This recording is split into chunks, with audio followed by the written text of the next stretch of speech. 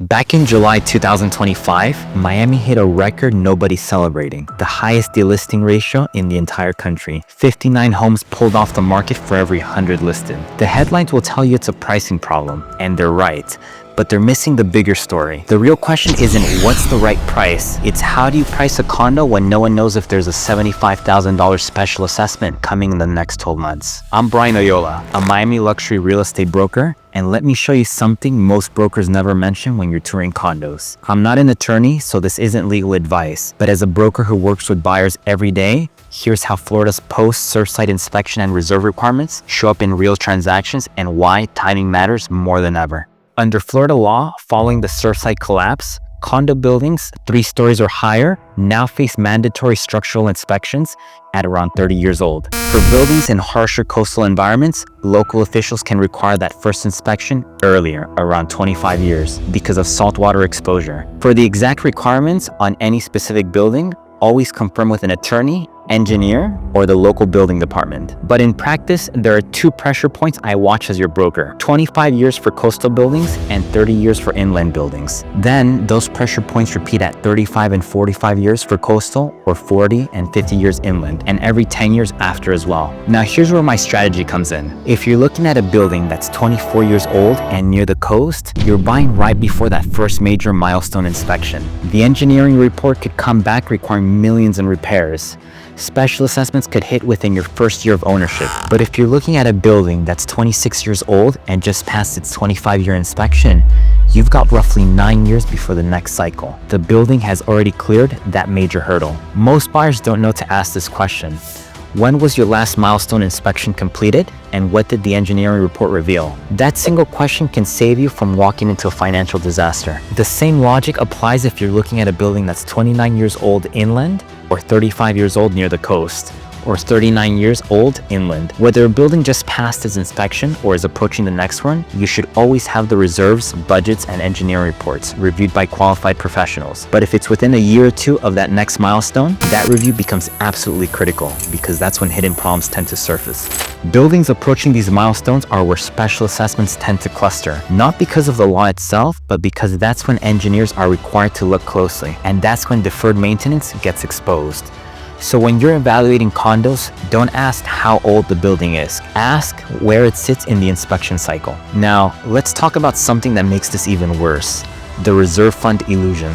As real estate agents, we can request the building financials, the reserve study, board meeting minutes, and other condo documents outlined in what's called a condo rider. We can point out issues that are commonly known to be red flags and should be looked into further. But we aren't licensed to give you a professional opinion on whether a building is financially sound. That's not our scope of practice. So these documents get passed to buyers who may or may not know what they're looking at, and there's no standard professional whose job it is to interpret them. That's a systemic problem in our industry. If you're serious about a building, ideally you'd have 2 types of professionals review the documents. First, an attorney with condo or HOA experience to review the governing documents, bylaws, rules, and regulations, declarations. In reality, most buyers won't hire one because these documents are lengthy. The review can be time-consuming, and it adds significant cost to the transaction. Second, an accountant with condo or HOA experience to review the financials and budget. They can analyze the reserve study, examine any loan obligations, and look at the building's financial position. This should be much more common practice for buyers,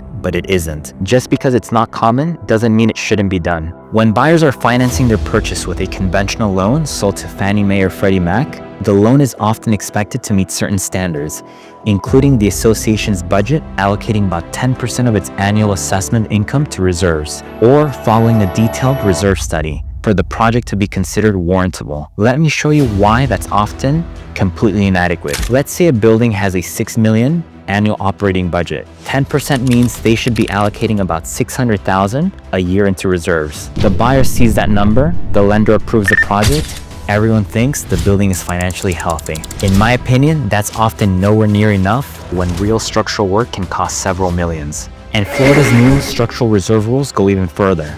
For key components identified in the Structural Integrity Reserve Study, things like the roof, structural elements, and waterproofing, associations are now required to fund reserves to the levels that the study recommends, which can be much higher than the 10% lender baseline.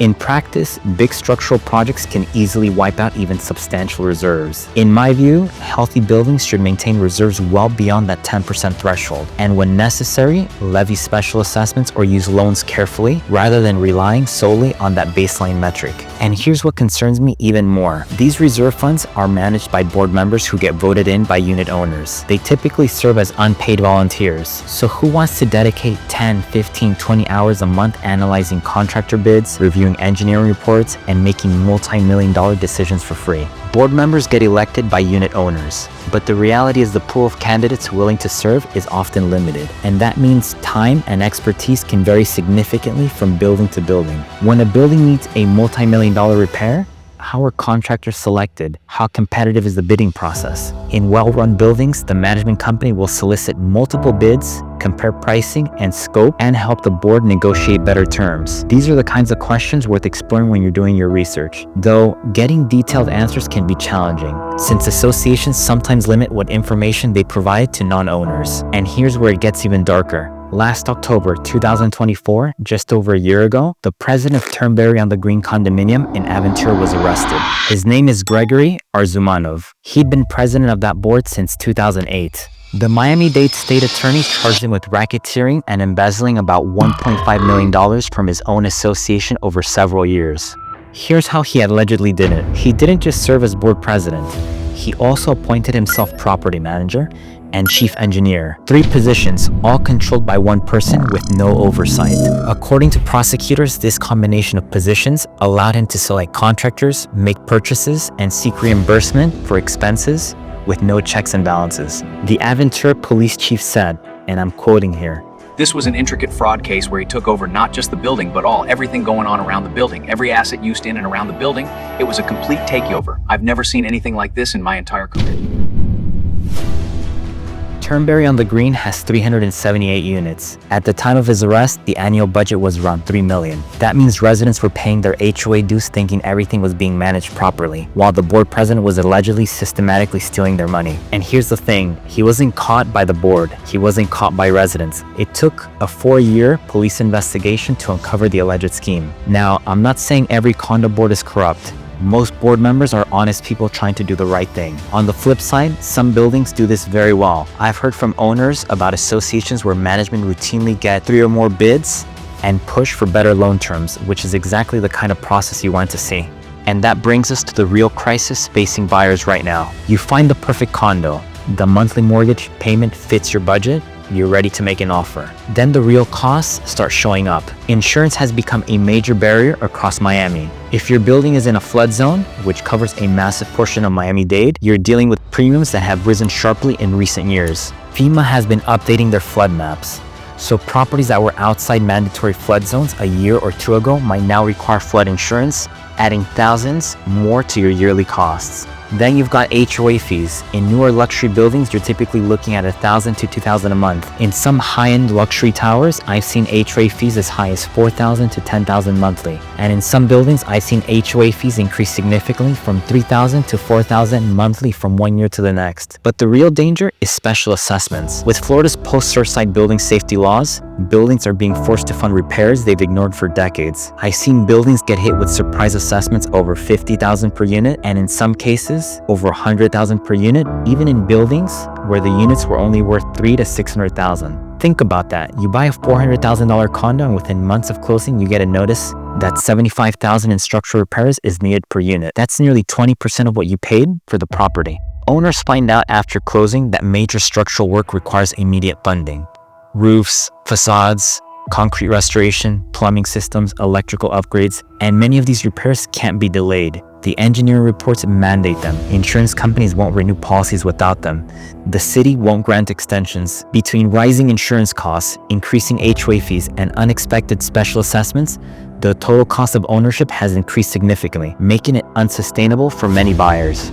Fannie Mae and Freddie Mac have tightened their condo project approval standards significantly since Surfside. Buildings that don't meet reserve, funding expectations, or have significant deferred maintenance, or have pending major assessments often struggle to qualify as warrantable projects. So buyers in buildings that are 30 plus years old or approaching their milestone inspections are finding conventional financing difficult, or they can get financing but realize the total cost of ownership is far beyond their budget. Now, in reality, most buyers don't even look at building financials unless they have a lender involved. Some buyers assume that if financing was approved for the building, then it should be financially sound. In theory, yes, at least there's a threshold to be held in reserves, but you should look beyond that baseline regardless of whether you're financing or paying cash. When you're paying cash, reviewing the financials becomes even more critical because you might be walking into a building with inadequate reserves. Sellers would rather pull their property off the market than accept the reality of what their property is actually worth in this new environment. Now here's what makes this situation even more complex. You've probably seen the headlines saying Miami's luxury market is booming. In Q3 2025, the median luxury condo price in Miami's 1 million and up segment was around 1.8 million. And closed sales in that band were roughly 3% year over year. But median price going up doesn't necessarily mean the market is healthy. It can mean a few very high price sales are skewing the entire data set.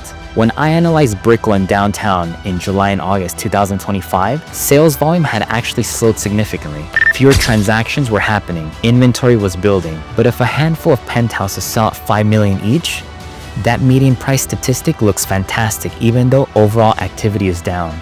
Meanwhile, the median condo sale price in Miami was around $600,000 in late 2025, down roughly 10% year over year. Here's what's actually happening. There are 20, 25, 30-year-old luxury buildings facing the exact same recertification and reserve fund issues as older mid-market buildings. Age doesn't care about the original price point. The real divide isn't luxury versus entry level. It's buildings with strong reserves and recent recertifications versus buildings approaching milestones with inadequate funding. Even cash buyers with significant wealth need to pay attention, because when they eventually sell, if the building has major problems, it limits their buyer pool to only cash buyers. You always want to keep both finance and cash buyers in play for maximum resale value. Understanding that complexity is what helps you navigate the actual opportunities in this market. So, what do you actually do with this information? If you're a buyer, here are 3 critical questions to consider before making an offer on any condo that's more than 20 years old. Question 1. Where is this building in its recertification or milestone inspection cycle? If it just passed its 25-year or 30-year inspection, you're in a safer window. If it's approaching the next milestone in the next year or 2, proceed with extreme caution. Question 2. Does the building have a completed structural integrity reserve study, and what did it recommend? Compare that to the actual reserve fund balance. Is the building anywhere close to adequately funded? Question 3. Are there any special assessments planned, pending, or being financed in an association loan? Get the board meeting minutes. They often reveal discussions about upcoming assessments or major repairs before they're formally announced. Verify information with the association when possible. Though, keep in mind they sometimes limit what information they provide to non-owners.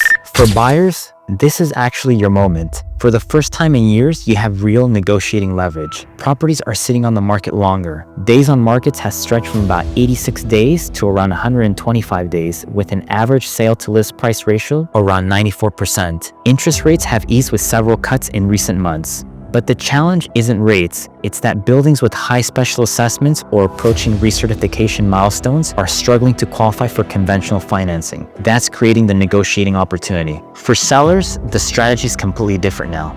If you want top dollar and a fast close, your property needs to be move-in ready. Perhaps the AC just got serviced, ducts were cleaned out, fresh paint, professional staging, small cosmetic improvements, the property will look more presentable. Be open to offering concessions. Maybe you throw in some furniture, some artwork, or contribute towards the buyer's closing costs. And get a pre-listing inspection.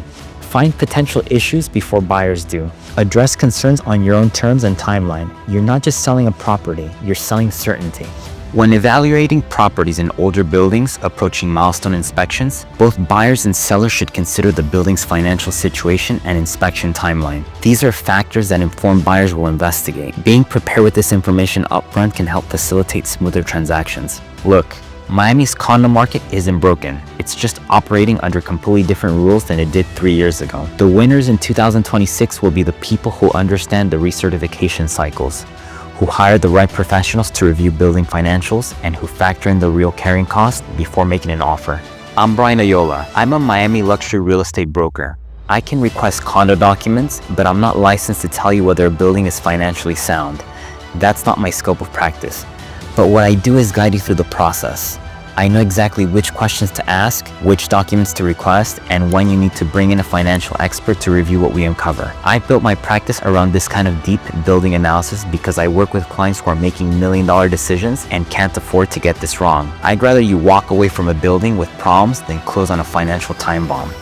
If you want honest intelligence about a building you're considering, reach out. My contact info is in the description.